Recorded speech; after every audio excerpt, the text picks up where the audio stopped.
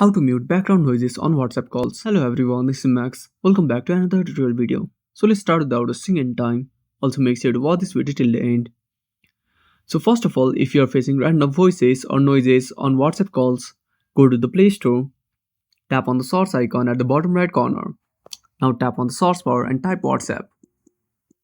Now click on search. Now tap on WhatsApp Messenger and make sure to update to the latest version. After updating, go back to the home screen. Now open up settings on a device. Now scroll down. Now click on apps. Tap on app management. Now tap on the source bar. Now type WhatsApp. Now tap on force stop. Now go to storage usage. Tap on clear data. Now clear the data. Tap on clear cache and go back. Now tap on permissions. Now tap on microphone. Now revoke the permission. Then again give the permission and go back. If you have any issue with the microphone, simply go to nearest service center and fix your issue. If you want to avoid other background noises from your surrounding, you can use good quality earphones. And that's it. Thanks for watching. Make sure to subscribe our channel and hit the bell icon. See you in the next video.